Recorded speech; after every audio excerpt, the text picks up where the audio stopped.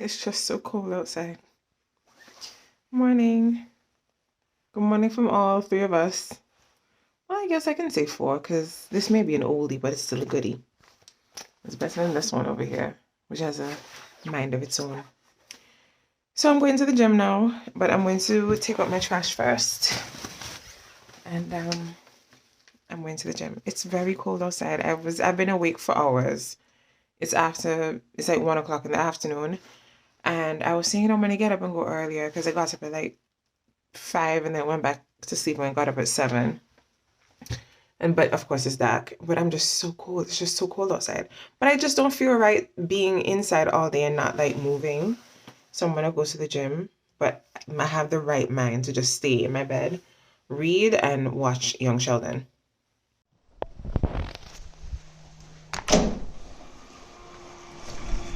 Oh shit! It's so cold outside.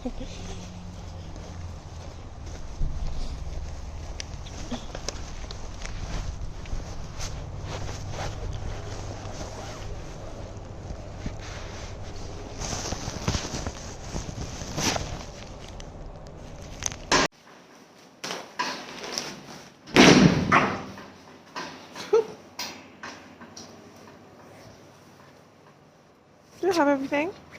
I have my phone, I have my thing, I have my... Okay.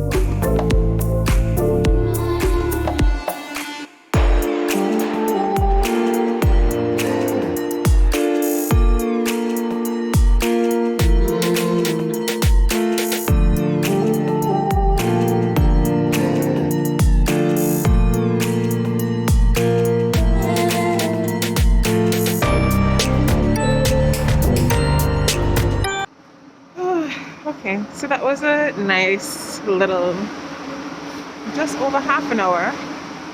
I spent I spent all of the time on the bike.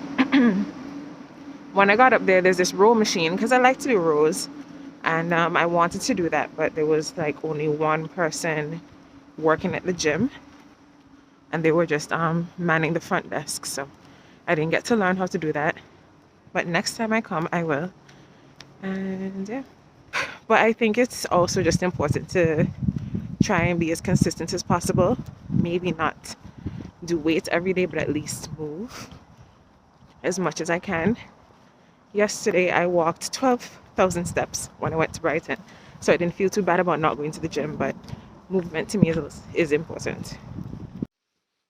I'm back and I'm fed. So I wanted to mention though that I feel like I'm getting older. I feel like I'm getting down in years. And I'll tell you why. I was doing the bike ride, and back in the day, 8 years ago, when I would do the bike, I never felt a pain while I was doing it. I felt all limber, I can go on forever kind of thing. And then I had to stop like about 3 times during the workout, like pause the workout, because I got this pain in my legs. It's not even a burn. It's not like a burn. It's not like a strain. It's just a weird ache that's unfamiliar. Like I had to stop and literally stretch my legs to release the pain, and then it was gone, and I can go again. And then it came back after maybe 4 or 5 minutes. But I'm a trooper. I was gonna push through, and if I had to take 3 breaks, I was gonna take 3 breaks to finish. But yeah, I think I'm getting old. Good afternoon. Good afternoon. Good afternoon. Good afternoon. So I'm gonna have to truncate a couple of days because not much has been going on over the last few days. So I'm just gonna have to just group them all together. But I did say I was gonna talk about my piercing, so I'm gonna do that today. I'm gonna do that now. And yes, I got my second one. Here it is. I said I would. And basically I want to just say the difference. Say the difference between them. So here we go. This one is a gold one, which is a cartilage piercing, and this one is a lobe piercing. A lobe piercing, and this is with titanium gold. So this is gold plated, and this is titanium gold. So there were also two different methods used. This was with a gun, which I learned people are like not really using as much anymore. I think they're phasing it out. And this one was with a needle. So technically the cartilage one is supposed to hurt more, but the lube one hurt a bit more when I was piercing, because what sis did was she put a needle through my ear she put a needle through my ear first, and she was like, take a deep breath in. These two experiences were so different. She said, take a deep breath in, and she pushed the needle through my ear. I felt that stuff. I felt it. And then what had happened was she put the earring on the other side of the needle that has gone through the ear and pushed the needle back out of the ear. And with it came the earring. And so this is a knobbed one. So the knob is at the front, but if you look at the back, then one has a clasp and one has a knob. Oh, I hope you're able to see that. Let me do it again. So one has a clasp, one has a knob. And that hurt a little bit just now. So yeah, so this one is in its infancy. It's maybe about 3 days old. This one is about two weeks old. So I'm going through what I went through with this one now. So right now it hurts a bit. Like that right now, that just hurt a lot.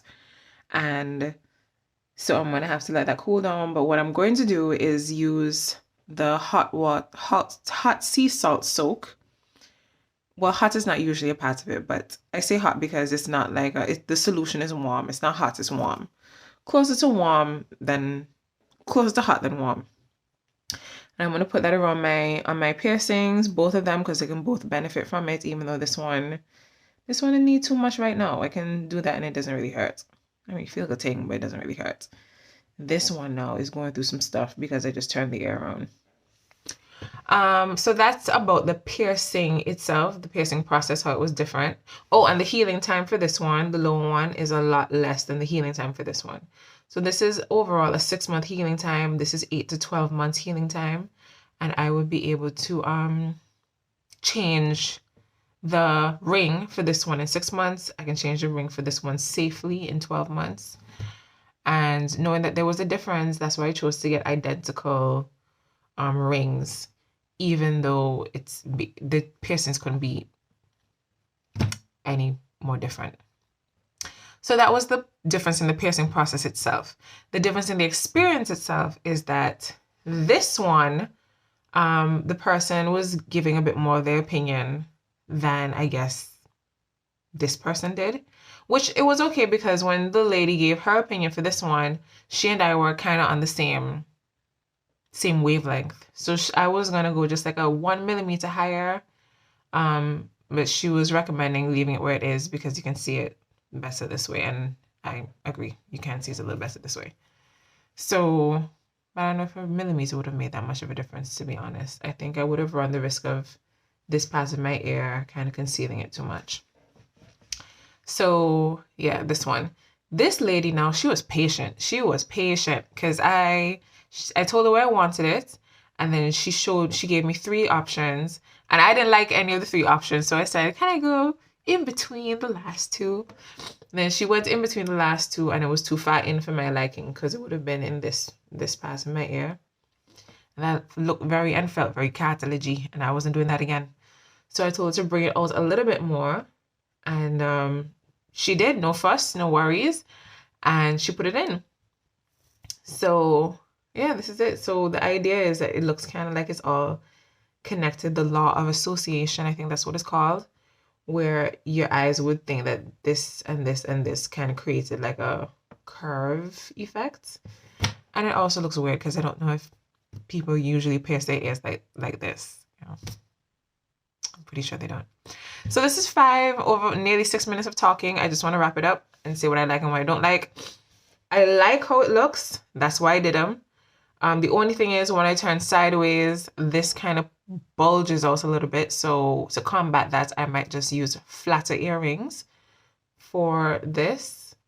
I used to like the idea of rings, but I don't know if I'm going to like it because I don't know. I haven't tried it, but in my head, it doesn't look cute.